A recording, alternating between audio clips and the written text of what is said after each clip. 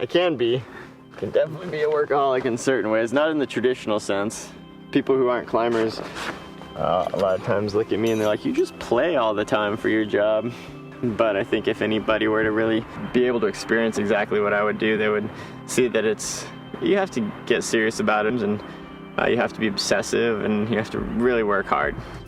I think parents like to fill their children with wonder, and most of them show them movies, or kids really get into comic books or things like this. For me, it was actually taking me to the mountains. I think we recognize that Tommy was a little bit different when he chose to climb the diamond.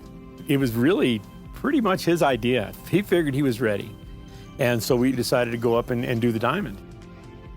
He had no trouble with the free climbing. It was just so relaxed.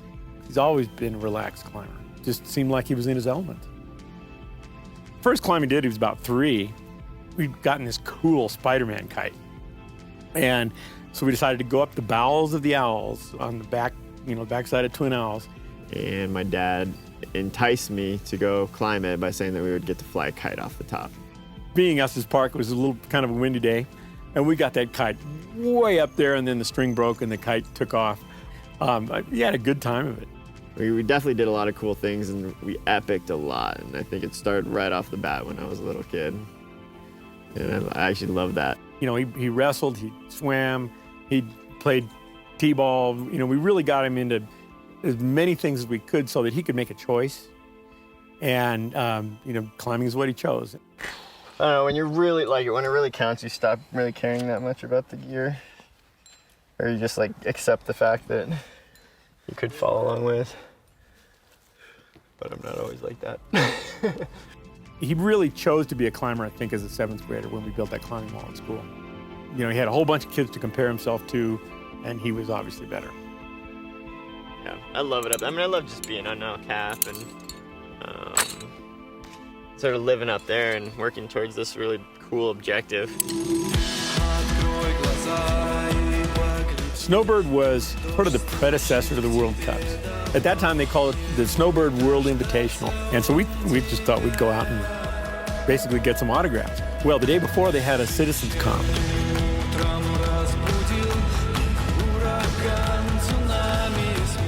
Tommy wins the citizens comp.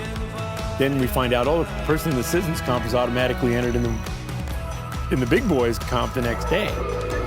So on Friday, Tommy won the citizens comp, and on Saturday he won Snowbird, and all of a sudden there he was.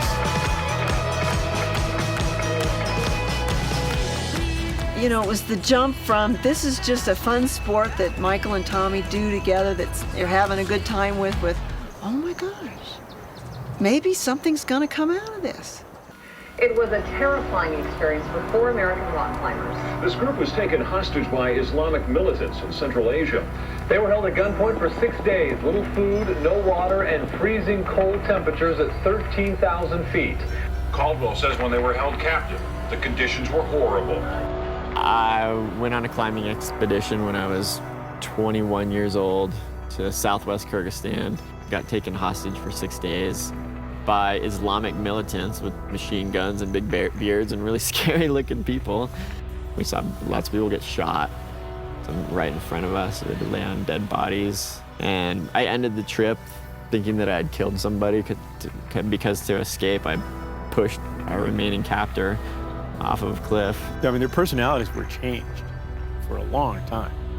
We spent 6 days without food, very little water, super scared, super cold, and any amount of suffering I've been through since kind of pales in comparison. So if I'm sitting on some little ledge in Patagonia shivering, I'm like, this isn't really that big of a deal, Now you're settling in for the night. You're getting your bed ready.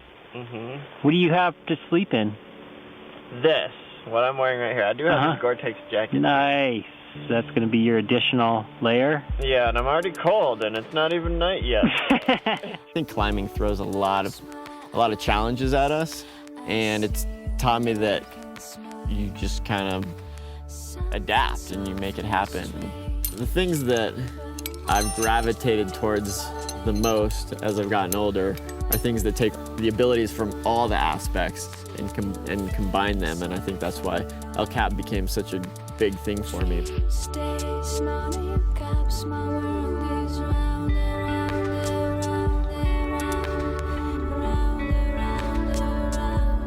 The Dawn Wall is, I mean, it's just an overwhelming, massive route. It goes up the steepest part of El Cap. It's super blank.